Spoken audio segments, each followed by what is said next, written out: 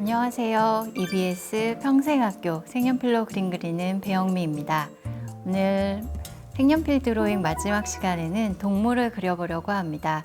부드러운 털 표현, 섬세한 털 표현에 대해서 안내해 드리려고 합니다.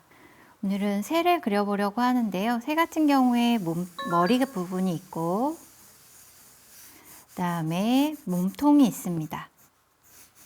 몸이 있고요. 날개가 물론 접어져 있지만 펼쳐질 수 있는 날개, 그리고 꼬리도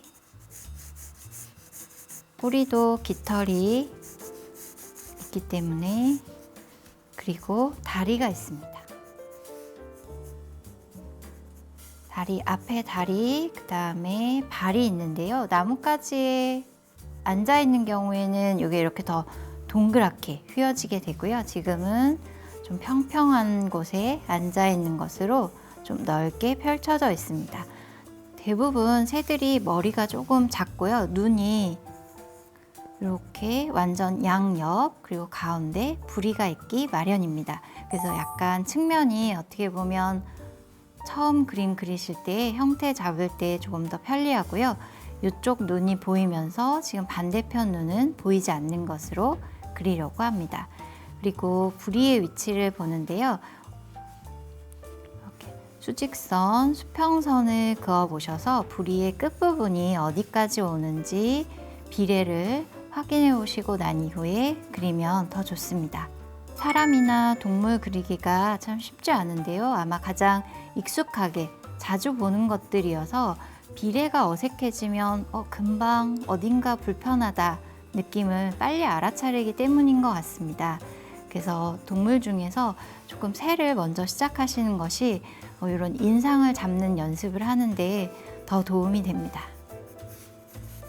그러면 머리 부분과 깃털, 꼬리 전체 크게 나눠 놓고요. 여기 머리 부분부터 시작해서 깃털의 밑색을 충분히 넣어 보려고 합니다.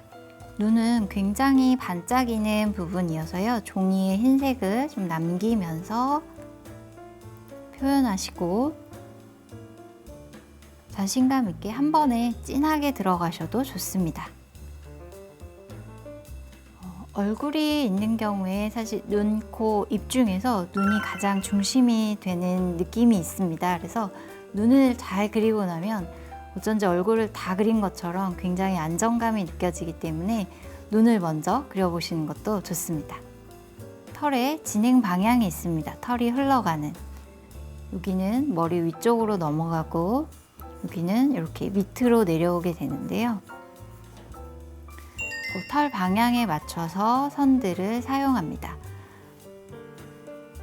지금은 밑에 전반적인 색감을 표현하는 거여서 아주 뾰족하지 않아도 괜찮습니다. 전체적으로 색이 찰 수 있도록 선들을 사용하는데요. 그 대신에 털의 방향에 맞춰서 사용을 해두시면 다음 색을 쓰고 더 진한 색을 쓰고 조금 다른 색을 혼색하셨을 때에도 그 부드러운 털의 느낌을 그대로 유지할 수 있기 때문에 가능하면 꼭 털의 진행 방향에 맞춰서 선을 쓰는 것이 좋습니다. 선의 길이도 처음에는 좀 길게 사용을 해보시고요. 점점 묘사하실수록 짧은 선을 사용하셔야 좋습니다. 이 몸에는 초록색이 있기 때문에 색감의 분위기를 확인하시고 그다음에 색을 바꿔서 이 뒷부분도 마찬가지로 깃털이 흘러가는 털이 깃털에서 털의 방향에 맞춰서 선을 사용해 주세요.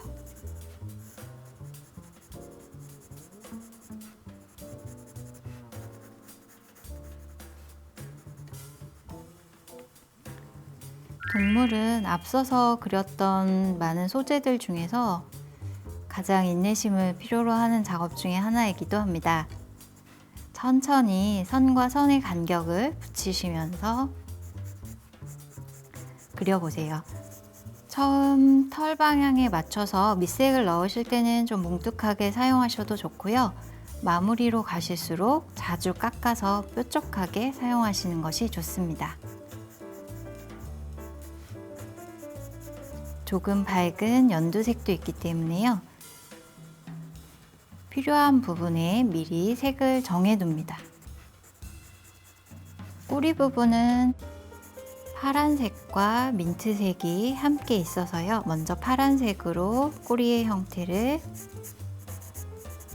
잡아주고 여기서 사용하셨던 초록색, 연두색 또 같이 사용하도록 할게요. 부리는 이렇게도 동그랗지만 이렇게도 동그란 형태입니다. 이렇게도 둥글고 이렇게도 둥글고. 그래서 이 밑에 부분을 조금 더 진하게 색감을 넣어줍니다. 선의 방향도 부리 모양에 맞게 둥글게 이쪽으로 오실 때는 이 모양에 맞는 긴 곡선으로 색을 채워줍니다. 다리 그리고 발톱 부분도 형태를 잊지 않도록 그리고 아주 얇은 원기둥이라고 생각하시고요. 밑부분을 조금 더 진하게 그려줍니다.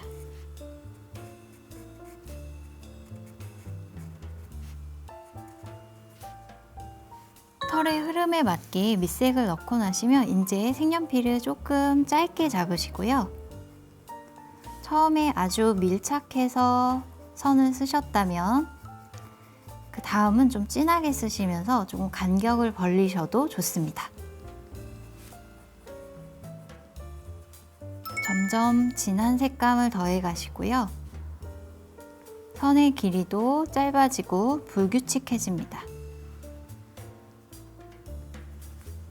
모든 털의 길이가 같지 않기도 하고요. 빛에 의해서 색감이 달라지는 부분들이 많이 있고 또 입체적인 표현을 해야 되기 때문에 처음과 동일한 선의 길이가 아니라 좀 긴 곳도 있고 짧은 곳도 있게 자연스러운 털 표현을 위해서 선의 길이를 다르게 해주시는 것이 좋습니다.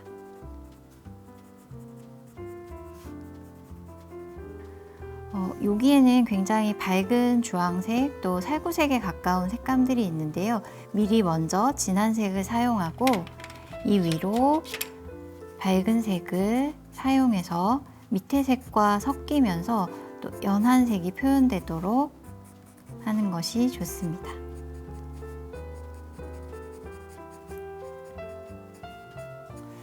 동물의 털 표현의 경우 진한 색을 먼저 사용하시기보다 연한 색을 사용하신 이후에 진한 색으로 털의 밑부분, 어두워지는 부분, 그리고 털이 겹치면서 만들어지는 그림자 부분들을 섬세하게 표현하시는 것이 좋습니다. 그리고 이게 이렇게 종이라면 연필이 이렇게 들어와서 살짝 들리는, 그래서 연필 선 끝을 뾰족하게 쓰시려면 끝부분을 조금 든다 생각하시고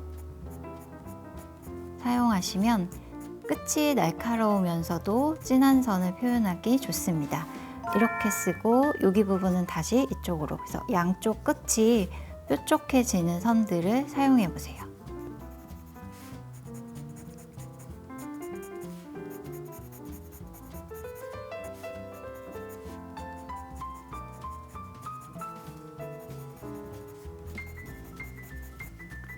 동물을 그리시면서 이런 그림자 어두워지는 부분들은 크게 형태로 보았을 때 머리는 둥글기 때문에 구호에 맞춰서 생기는 그림자, 물론 사진이나 실물을 관찰하시면서 어두워지는 부분을 보시는 것도 좋고요. 일반적으로 이게 둥그렇고 빛이 왼쪽에서 들어와서 오른쪽이 어두워진다면 이 밑이 좀 더 어두워지겠구나 라고 기억하면서 그리시는 부분도 필요합니다. 하지만 제일 중요한 거는 관찰을 많이 해두시는 것.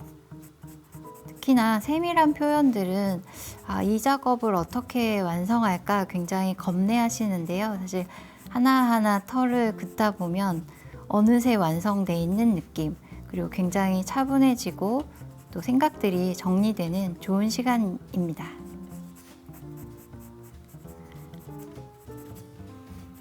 어두운 색을 어디에 쓰느냐에 따라서 이제 털이 이렇게 블록하고 깃털이 흘러가고 다시 배 부분이 통통해지는 것들을 표현하실 수 있습니다. 그래서 한 번에 하루에 다 완성하시기보다 천천히 오늘은 여기 깃털, 오늘은 배 이런 느낌으로 좀 느긋한 마음으로 그려보시면 좋습니다. 털의 색감이 충분히 표현되었다면요. 이제 진한 색으로 조금 더 어두워지는 부분을 정돈하도록 할게요.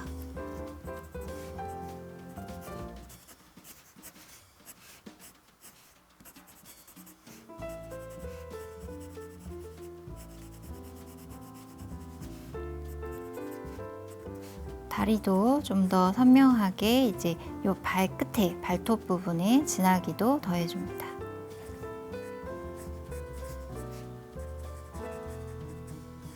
바닥도 표현해주고요.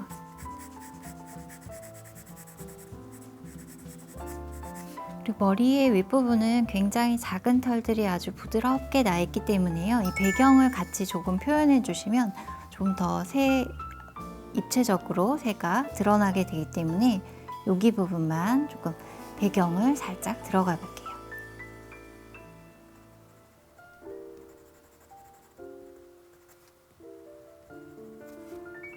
색이 화려한 동물은 아무래도 이 색이 너무 좋아서 이 색을 좀 더 강조해 보고 싶어서 그리기 때문에 배경 부분을 좀 더 간략하게 사실 조금만 표현해 주시거나 그리지 않으셔도 또 꽉 찬 느낌을 갖게 됩니다.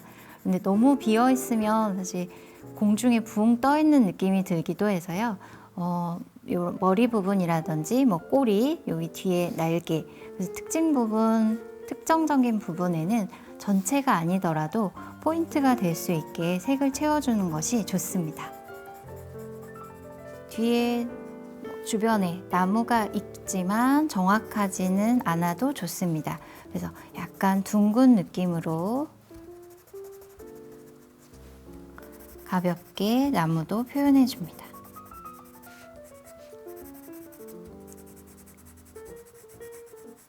주제인 새의 다양한 색감이 있기 때문에요. 배경은 조금 더 단순한 색으로 간단하게 표현해 주시는 것이 좋습니다.